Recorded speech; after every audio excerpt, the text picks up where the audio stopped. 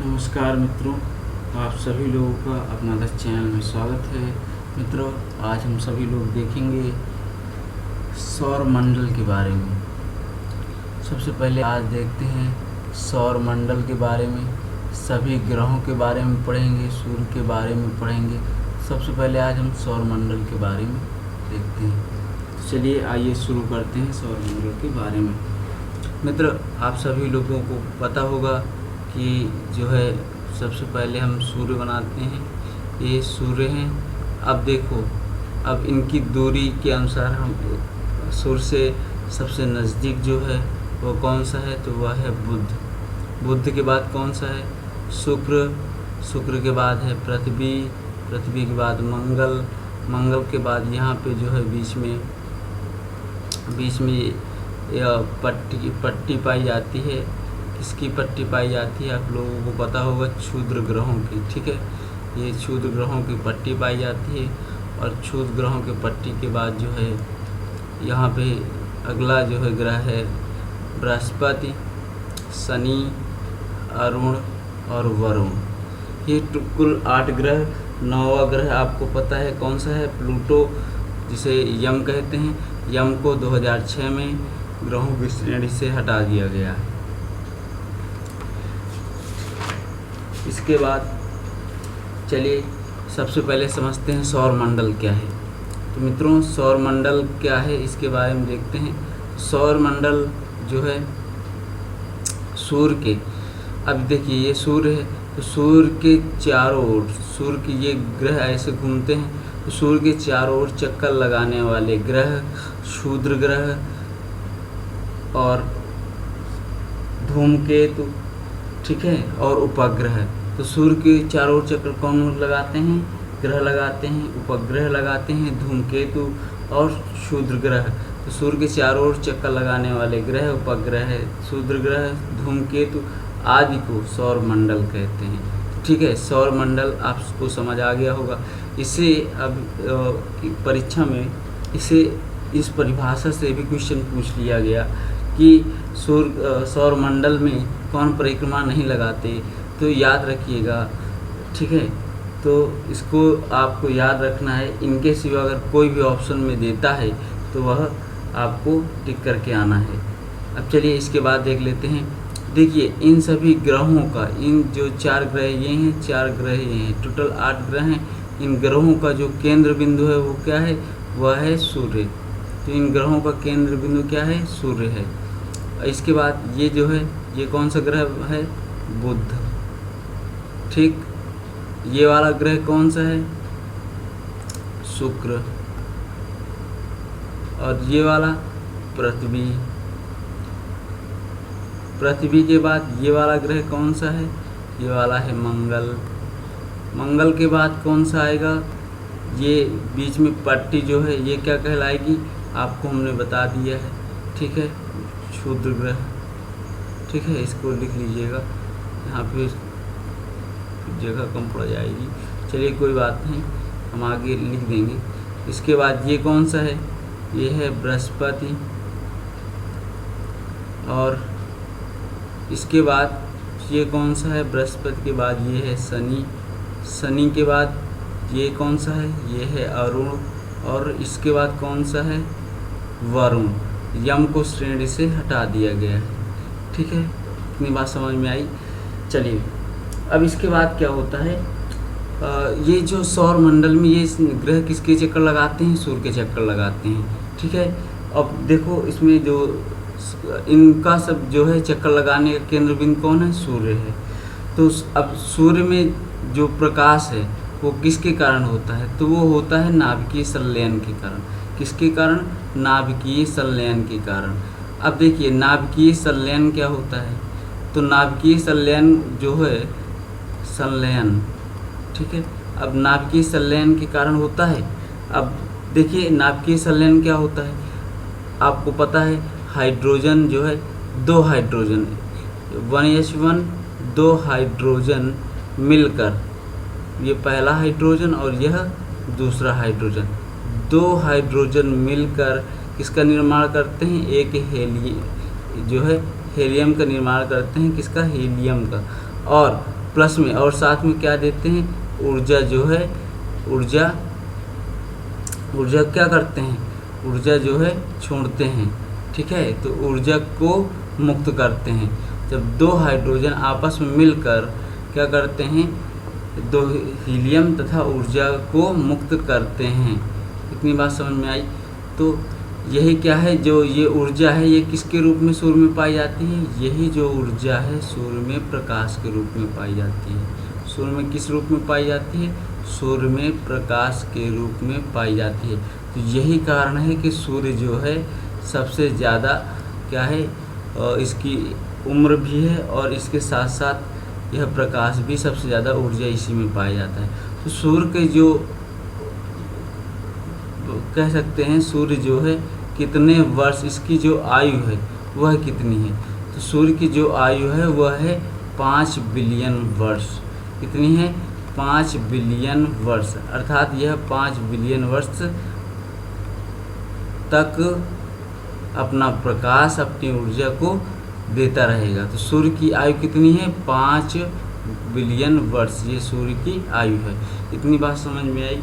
चलिए अब देखो सूर्य में क्या क्या पाया जाता है। तो सूर्य में अगर पाए जाने की बात करें तो सूर्य में देखो, ये जो है आपको हमने बताया कि जो है हाइड्रोजन, तो सूर्य में जो है कितना क्या इसका रेशियो है ये देख लेते हैं। सूर्य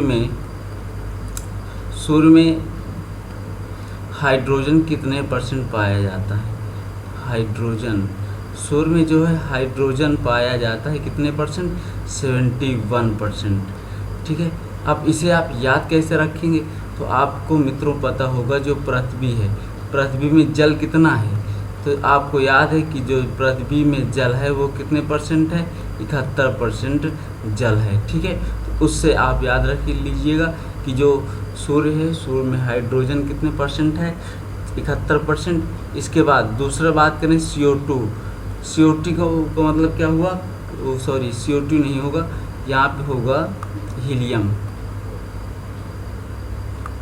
हाँ, हाइड्रोजन कितने परसेंट, 71%।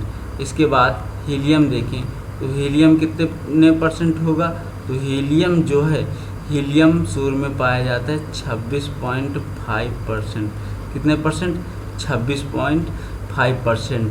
और इसके बाद जो अन्य गैसें हैं वह कितनी पाई जाती हैं, तो जो अन्य गैसें हैं वह पाई जाती हैं 2.5%। तो आपको इनमें से सबसे ज़्यादा किसको याद रखना है, आपको हीलियम का सबसे ज़्यादा याद रखना है कि जो सूर्य है, सूर्य में हीलियम कितने परसेंट पाया जाता है, 26.5% पाया जाता है। अब चलिए इसके बाद देख लेते हैं। तो आपको सूर्य की उम्र हमने बता दी, सूर्य की उम्र कितनी है, 5 बिलियन वर्ष। ये देखिए सूर्य की आयु कितनी है, 5 बिलियन वर्ष।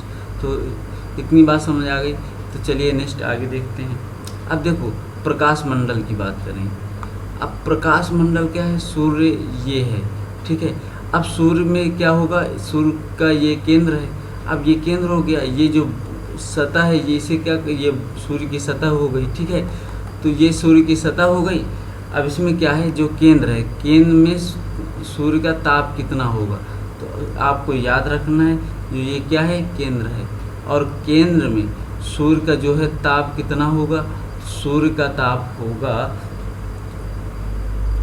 15 मिलियन डिग्री सेल्सियस। कितना होगा, अगर पूछता है सूर्य का केंद्र में ताप कितना होगा, तो कितना होगा 15 मिलियन डिग्री सेल्सियस। और इसके बाद अगर पूछता है कि आपको जानना है कि जो पृथ्वी है, वो सूर्य है, सूर्य के सतह का ताप कितना होगा, तो ये देखिए सूर्य का क्या है, सतह है। सतह का मतलब जो बाहरी भाग है, ठीक है। सूर्य के सतह का तापमान कितना होगा, तो सूर्य के सतह का जो तापमान है वो कितना होगा, 6000 डिग्री सेल्सियस। कितना होगा, 6000 डिग्री सेल्सियस। इसके बाद आपने देखा होगा कि सूर्य में क्या है, काले धब्बे या कलंक, ठीक है। काले धब्बे या कलंक, इनको काला धब्बा या कलंक के नाम से जाना जाता है। तो देखो सूर्य में जो काले धब्बे होते हैं या कलंक होते हैं, ठीक है, तो उनको किस नाम, उनका तापमान कितना होगा। तो मित्रों जो ये होंगे इनका तापमान होगा 1500 डिग्री सेल्सियस। इनका तापमान कितना होगा 1500 डिग्री सेल्सियस, ठीक है।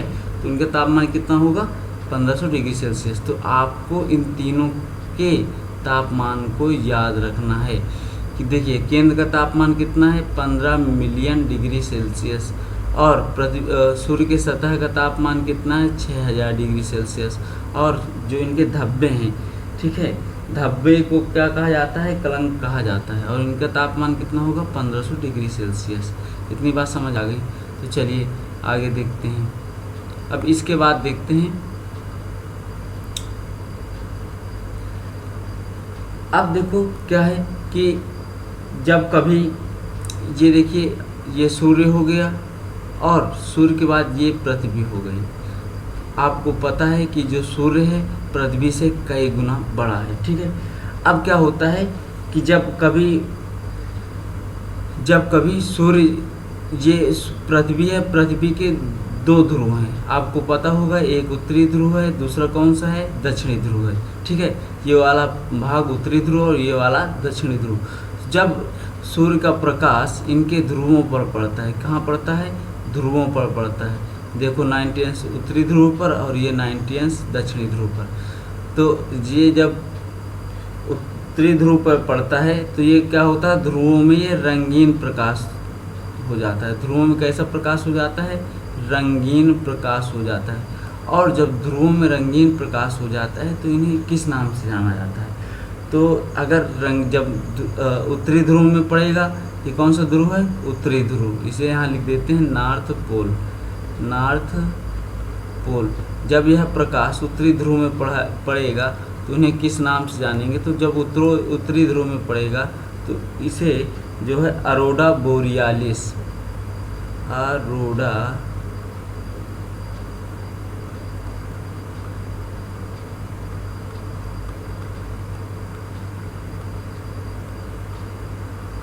अरोरा बोरियालिस के नाम से जानते हैं, ठीक है।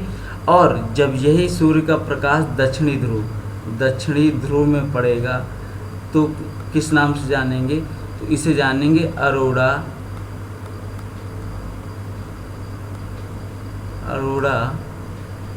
ऑस्ट्रेलिस,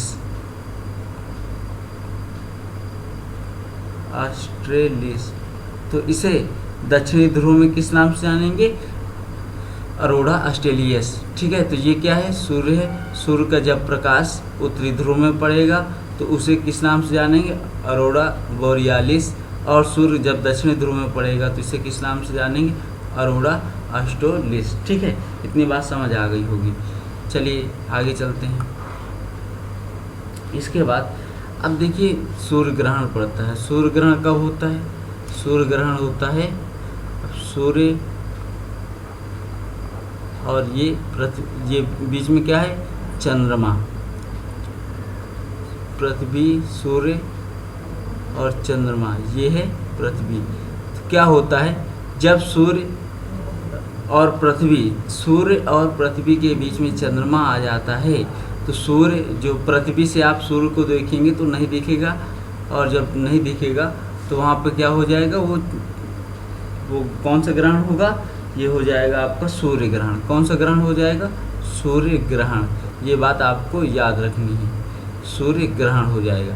अब देखो जब पृथ्वी से नहीं दिखेगा तो क्या होता है, जो पृथ्वी का प्रकाश होता है, पृथ्वी का जो प्रकाश होता है,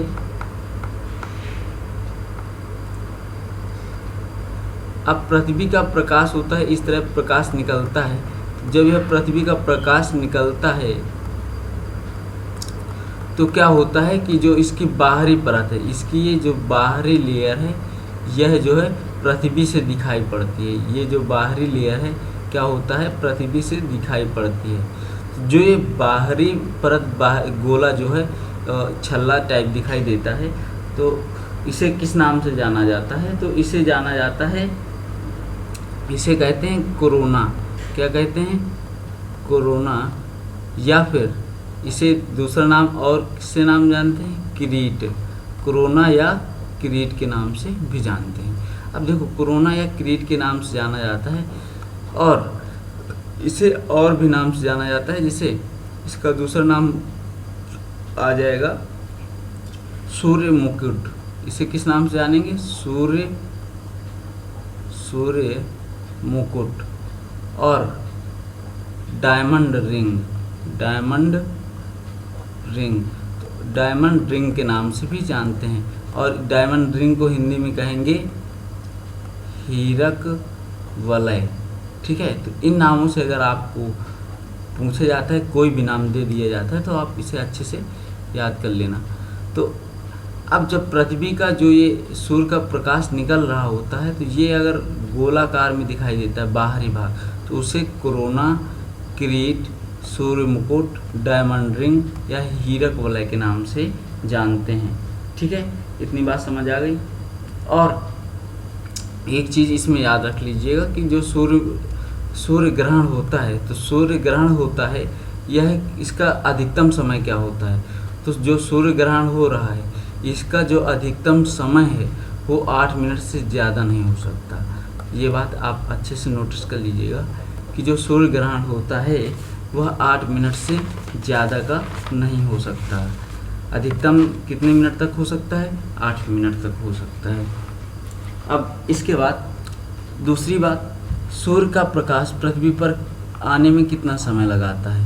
तो जो सूर्य का प्रकाश है, सूर्य का प्रकाश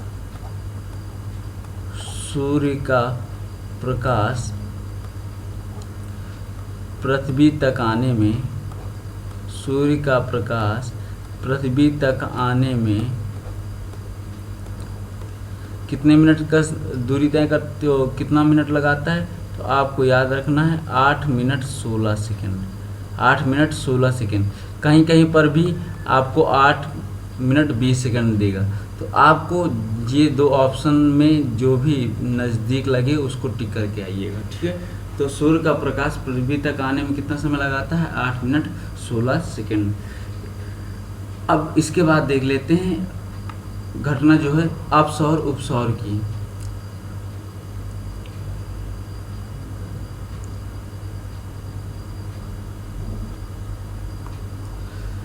अब घटना क्या होती है, अपसौर उपसौर की घटना देखते हैं। देखिए, ये पृथ्वी है, सूर्य है, और ये पृथ्वी है। ये पृथ्वी है और यह सूर्य है। अब क्या है, पृथ्वी जब सूर्य की चक्कर लगाती है, तो सूर्य के इस तरह चक्कर लगाती है। कौन से? परवलयाकार में। कौन से? परवलयाकार में चक्कर लगाती है। ठीक है, इतनी बात समझ आ गई। तो सूर्य जब पृथ्वी जब सूर्य की चक्कर लगाती है, तो एक समय ये होता है कि जो इनकी दूरी होती है चक्कर लगाते समय, ये दूरी अधिक हो जाती है और कहीं पे दूरी कम हो जाती है। ठीक है, तो जब यह चक्कर लगा रहे होते हैं, तो जब इनकी दूरी, ये क्या है, दूरी सबसे ज़्यादा होगी यहाँ पे। ठीक है, दूरी सबसे अधिक, और इसके बाद सबसे यहाँ पे क्या है, दूरी सबसे कम है। दूरी सबसे कम है। इतनी बात समझ। तो सब जो है पृथ्वी, अगर सूर्य जो है सबसे दूर है, तो इस घटना को कहेंगे क्या? अपसौर। इस घटना को क्या कहेंगे? अपसौर। और जब पृथ्वी जो है सूर्य के सबसे नज़दीक होगी, तो उस घटना को क्या कहेंगे? उपसौर। उपसौर। कितनी बात समझ आ गई? चलिए, अब देखो इसकी जो अगर औसतन दूरी देखें, तो इसकी जो औसतन दूरी है 14,97,95,900 किलोमीटर। कितनी है? 900 किलोमीटर। इसको इतनी है 14,97,95,900 किलोमीटर। अगर इसे आप देखेंगे तो यह औसतन 14.90 करोड़ किलोमीटर है। करोड़ किलोमीटर है। ठीक है, तो ये दूरी जो है औसतन है। अब इसकी अगर सबसे ज़्यादा दूरी की बात करें तो ये कितनी है? ये है 15.21, अर्थात 15 करोड़ 21 लाख किलोमीटर है।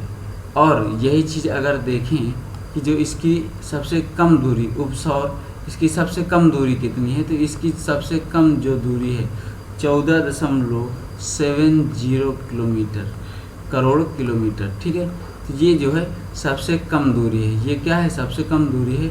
और सबसे अधिक दूरी कितनी है, 15.2 करोड़ किलोमीटर। और इनके अगर बीच की औसत दूरी निकालें तो इतनी है। ठीक है, इतनी बात समझ आई होगी आपको। और इसके बाद देख लेते हैं।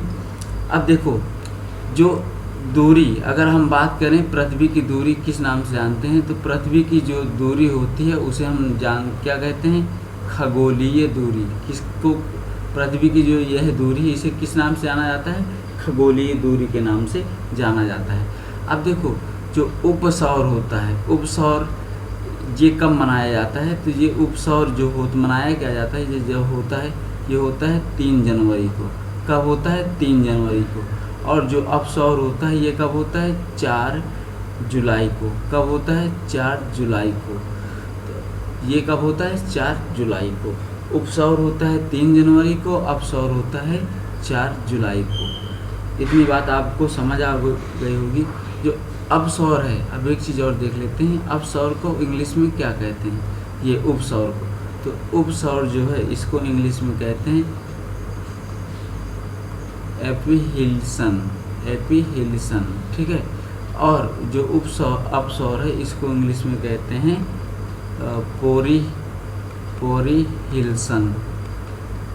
पोरिहिल्सन। ठीक है, तो ये चीज़ें आपको याद रखनी है। इसके बाद आगे देख लेते हैं, फिर से बनाना पड़ेगा फिगर, तो जो है इस पे देख लेते हैं।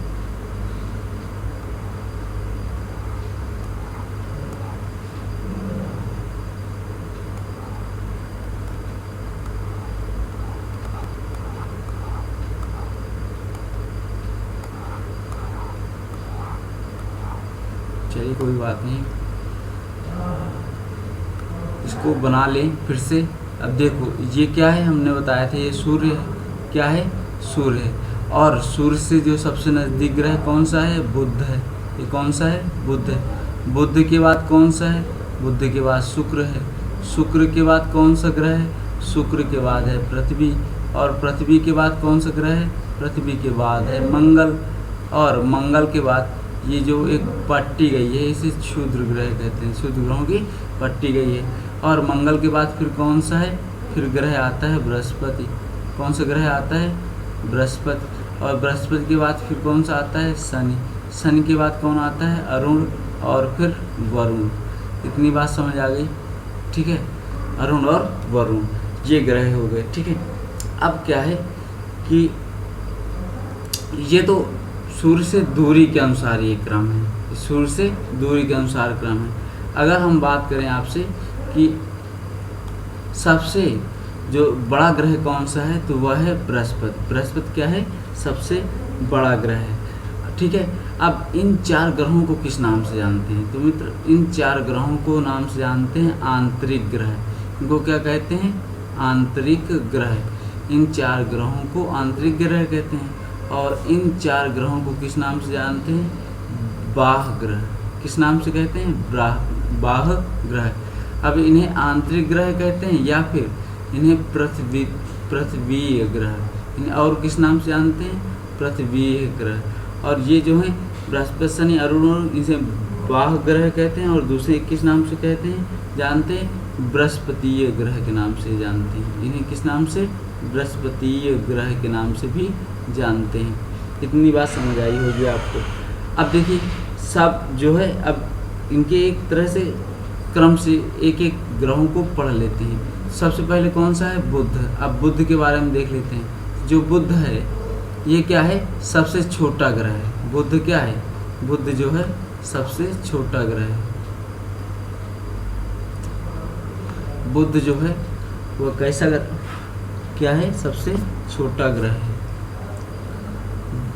यहाँ लिख लेते हैं, बुध के बारे में पढ़ रहे हैं, तो यह क्या है, सबसे छोटा ग्रह है, सबसे पहला। और दूसरा सबसे छोटा ग्रह के साथ साथ सबसे नज़दीकी ग्रह है। ठीक है, सबसे नज़दीक ग्रह। तो ये कैसा है, सब सूर्य के सबसे नज़दीक है, सबसे नज़दीकी ग्रह है। और इसके साथ साथ इसका परिक्रमण काल कितना है, तो इसका जो परिक्रमण काल है वह कितना है, परिक्रमण काल है 88 दिन का। कितने दिन की परिक्रमा काल है? 88 दिन का परिक्रमा काल है। ठीक है, और इसके बाद इसका कोई उपग्रह नहीं है। सबसे बड़ी विशेषता क्या है? इसका कोई भी उपग्रह नहीं है। इसका कोई भी उपग्रह नहीं है। तो बुध के बारे में आपने देखा। और दूसरा क्या है? इसमें जो है चुंबकीय क्षेत्र क्या है? इसमें चुंबकीय क्षेत्र पाया जाता है। इसमें क्या पाया जाता है? चुंबकीय क्षेत्र पाया जाता है। और इसका जो है तापांतर कितना है? कितना तापांतर क्या होता है? सबसे अधिक। तो ये इसका जो ताप है दिन में सबसे अधिक हो जाता है। कितना? 600 डिग्री प्लस चला जाता है। और रात में कितना चला होता है? तो रात में होता है माइनस का 150 डिग्री प्लस के ऊपर पहुंच जाता है माइनस में।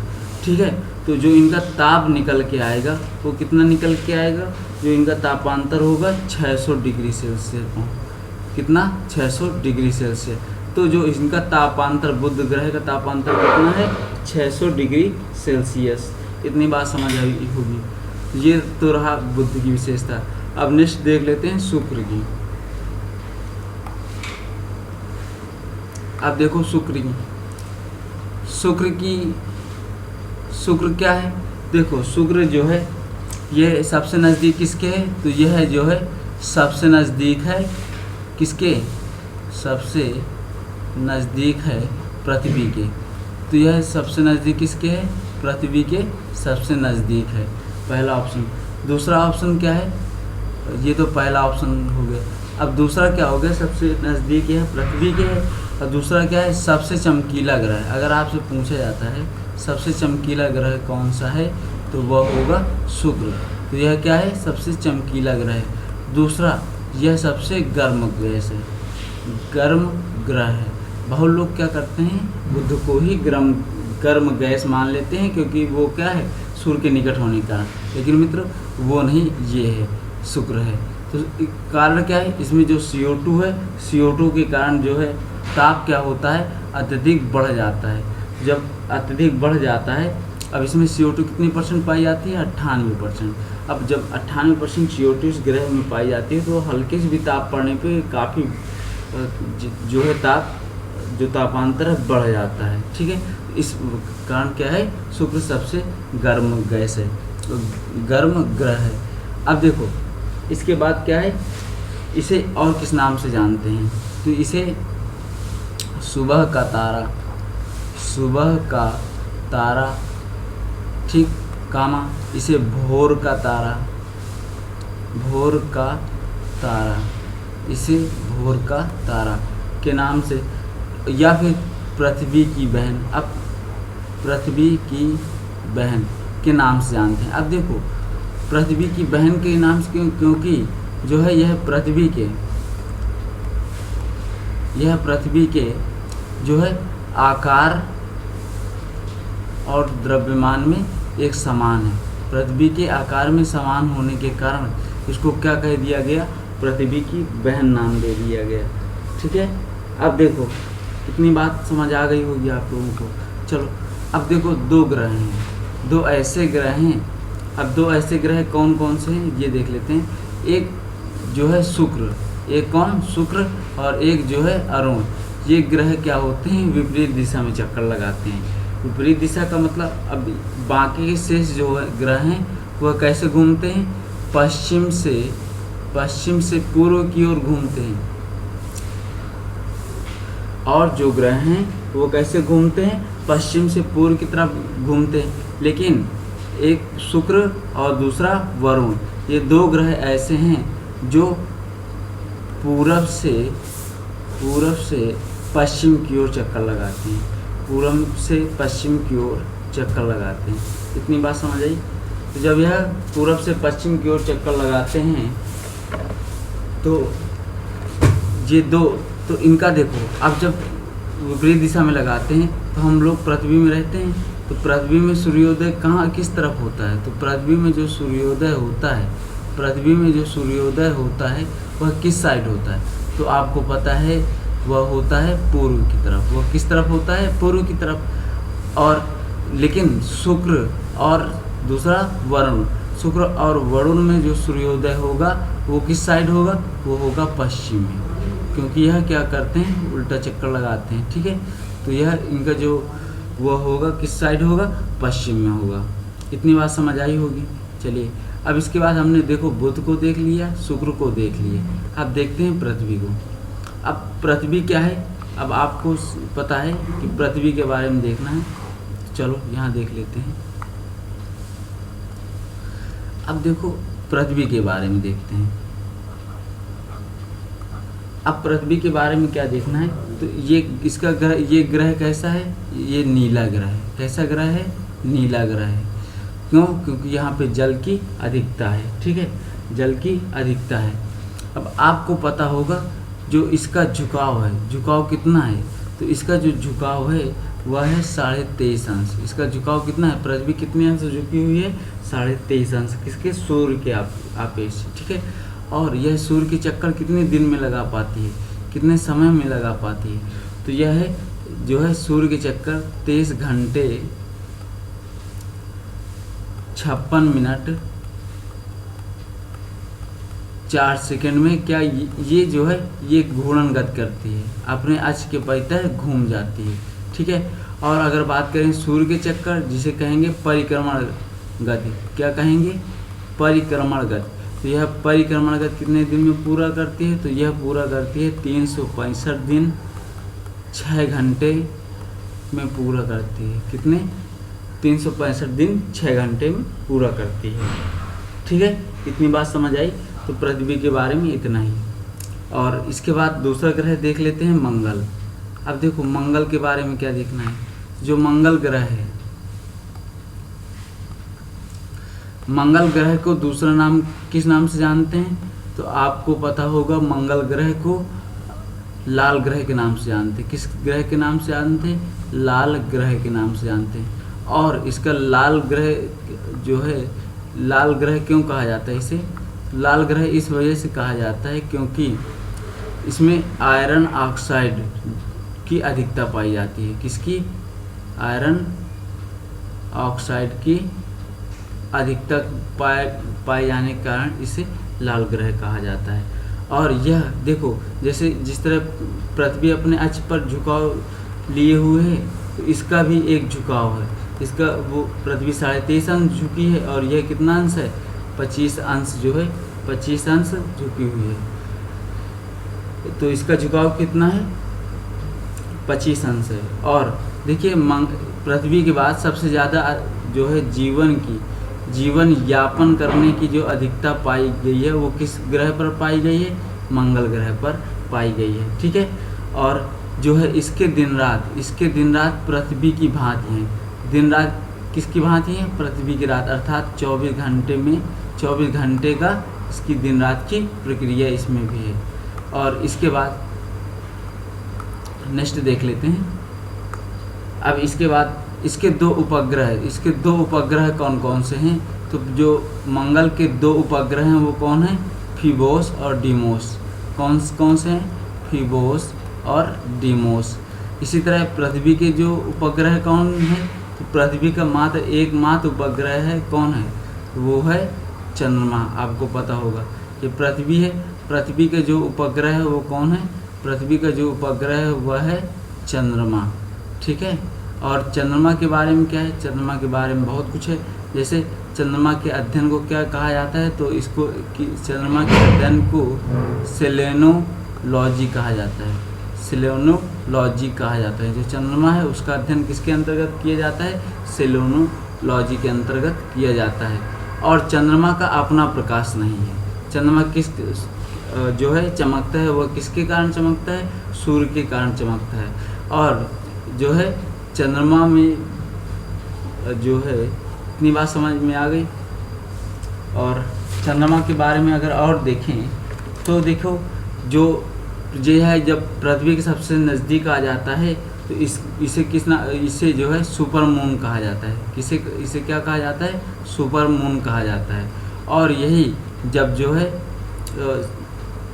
और दूसरा नाम सुने होंगे आप, ब्लू मून। ब्लू मून क्या होता है, तो देखो ब्लू मून वह होता है जब एक माह में 2 पूर्णिमा पड़ जाएं जब एक माह में कितनी पूर्णिमा पड़ जाए, 2 पूर्णिमा पड़ जाएं, तो जो दूसरी पूर्णिमा होगी, दूसरी पूर्णिमा, ठीक है, उसको किस नाम से जानते हैं, ब्लू मून के नाम से जाना जाता है। इतनी बात समझ में आई। चलिए, और चंद्रमा पर जो है सबसे पहले मानव ने कदम कब रखा था, चंद्रमा पर सबसे पहले मानव ने कदम रखा 1969 में, ठीक है। किस देश ने रखा था, अमेरिका ने रखा था। और प्रथम जो कदम रखने वाले व्यक्ति थे वह कौन थे, तो वह थे नील आर्मस्ट्रांग। आप लोग नाम सुने भी होंगे, नील आर्मस्ट्रांग, ठीक है। यह इन्होंने चंद्रमा पर सबसे पहले कदम रखा था। और पृथ्वी की अपेक्षा जो चंद्रमा है, चंद्रमा में जो गुरुत्वाकर्षण है पृथ्वी का 1/6 गुना है, ठीक है। अगर आप मान के चलिए पृथ्वी में 60 किलो के हैं, तो आप जो है चंद्रमा में जाएंगे तो कितने गुना कम हो जाएगा, 1/6, अर्थात आप कितने किलो के रह जाएंगे, आप रह जाएंगे 10 किलो के, ठीक है। तो आप कितने किलो के रह जाएंगे, 10 किलो के रह जाएंगे। और ठीक है, इसके बाद नेक्स्ट आता है, अब आएगा नेक्स्ट आता कौन सा, पृथ्वी के बारे में पढ़ेंगे, ठीक है। और ये पट्टी जो पाई गई है, ये मंगल और बृहस्पति के बीच क्षुद्र ग्रहों की एक पट्टी पाई जाती है। बृहस्पति के बारे में क्या है, बृहस्पति जो है ग्रहों का सबसे बड़ा ग्रह है। अगर ग्रहों, अब देखो बात कर लेते हैं सबसे बड़ा ग्रह और सबसे छोटे ग्रह की। सबसे बड़ा ग्रह कौन सा है, बृहस्पति है। सबसे बड़ा ग्रह कौन सा है, बृहस्पति है। दूसरा कौन है, शनि है। तीसरा अरुण है। चौथा कौन सा है, वरुण है। और पांचवा पृथ्वी है। छठा कौन सा है, शुक्र है। सातवां कौन सा है, सातवां है मंगल है। और आठवां फिर कौन सा है, बुध है। सबसे बड़ा ग्रह कौन सा है, बृहस्पति। दूसरा शनि, तीसरे में अरुण, चौथे में वरुण, पांचवें में पृथ्वी, छठे में शुक्र, सातवें में मंगल, आठवें में बुध, ठीक है। तो ये जो है पृथ्वी के जो है आकार में थे। और ये जो हमने लिख रखा है ये क्या है, पृथ्वी जो है जो जितने भी ग्रह हैं सूर्य से कितनी दूरी पर हैं, तो सूर्य सबसे नज़दीक है, इसके बाद शुक्र है, इसके बाद पृथ्वी है, फिर मंगल है। इतनी बात समझ आएगी। तो ये सारी चीज़ें आप लोगों को सौर मंडल में पढ़ा दी। और नेक्स्ट कड़ी पे हम मिलेंगे बहुत ही जल्द। और वीडियो को शेयर करना ना भूलिएगा।